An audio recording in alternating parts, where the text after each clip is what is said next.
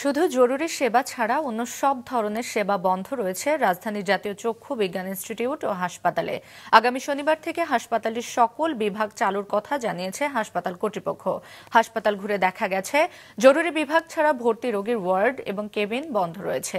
July August গণঅভ্যুত্থানে আহতদের জন্য রাখা স্পেশাল কেয়ার ইউনিটে একজন ভর্তি রোগীকে পাওয়া গেছে। তিনি জানান, এই ওয়ার্ডে 54 জন ভর্তি রয়েছেন। কোরবানির ঈদের জন্য 49 জন বাড়ি গেছেন। গত 28 মে জুলাই আন্দোলনে আহত হয়ে চিকিৎসাধীন রোগীদের সাথে হাসপাতাল কর্তৃপক্ষের সংঘর্ষের জেরে বন্ধ হয়ে যায় সব ধরনের সেবা। হাসপাতাল কর্তৃপক্ষ জানিয়েছে, জুলাই আগস্ট আহতদের মধ্যে 30 জনকে ছাড়পত্র দেওয়া হয়েছিল বিশেষজ্ঞ চিকিৎসকদের পরামর্শে, কিন্তু কেউই ছাড়পত্র নেননি। বোর্ডের সাজেশন অনুযায়ী কারো ভর্তি থাকার প্রয়োজন নাই, কারো পরবর্তীতে দেখানোর জন্য ফলো আপে থাকতে তারা সাজেস্ট করেছে।